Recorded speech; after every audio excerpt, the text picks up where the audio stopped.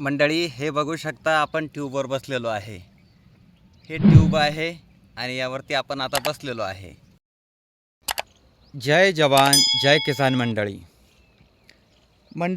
मी आपल्याला सांगितलं होतं की माझ्या शेततळ्यामध्ये खूप जास्त शेवाळ झालेलं आहे आणि ते शेवाळ काढण्यासाठी आपण जुगाड केलेले आहे. मी सोशल मीडियावरती टाकलं होतं की शेततळ्यामध्ये शेवाळ झालेलं आहे, ते काढण्यासाठी काय करावे. बऱ्याच लोकांनी अलग अलग रिप्लाय दिले. कोणी सांगितलं चुना टाका, कोणी सांगितलं ब्लिचिंग पावडर टाका, कोणी सांगितलं मच्छरदाणीच्या साह्याने ओढून काढा. तर मंडळी, उपाय भरपूर आहेत, परंतु क्षेत्र मोठं असल्याकारणाने शेततळं हे अर्ध्या एकराचं आहे. 34 बाय 34 मीटरमध्ये शेततळं आहे आणि त्यामध्ये चुना जर टाकायचा ठरला तर किती टाकायचा, ब्लिचिंग पावडर टाकायचं तर किती टाकायचं, आणि ते खर्चिक देखील काम आहे. ब्लिचिंग पावडर आणि चुना टाकण्यासाठी खर्च येणार आहे तो जास्त आहे. त्यानंतर ते किती दिवस काम करेल किंवा काम करेल की नाही ते देखील शाश्वती नाही.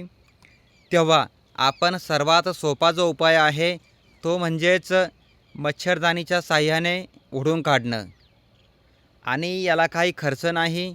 हा आपण केव्हाही करू शकतो आणि किती वेळा करू शकतो.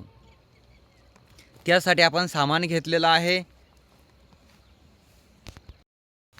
मंडळी, हा आपण तार घेतलेला आहे, ही मच्छरदाणी आहे आणि हे ट्यूब आहे आणि ही रिंग आहे.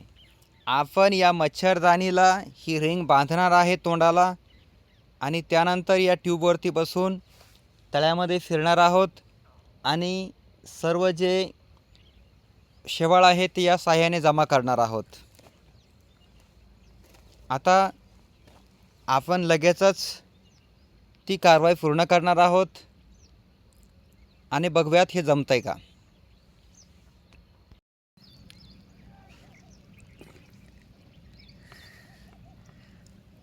मंडळी, हे बघू शकता आपण ट्यूबवर बसलेलो आहे. हे ट्यूब आहे आणि यावरती आपण आता बसलेलो आहे. ही मच्छरदाणी वगैरे आपण इथं बाजूला ठेवलेली आहे आणि हे जे शेवाळ आहे बघू शकता किती जास्त आहे, किती मोठ्या प्रमाणामध्ये आहे, आणि आपण हे आता जमा करून घेणार आहोत मच्छरदाणीच्या साह्याने. हे बघू शकता. जमा करताना देखील व्हिडिओ बनवला असता, परंतु आता बनवायला कोणी नाही आणि मोबाईल पाण्यामध्ये पडण्याची शक्यता आहे, त्यामुळे आपण तसं करणार नाही. आपण जमा करून घेणार आहोत आणि मग व्हिडिओ टाकणार आहोत.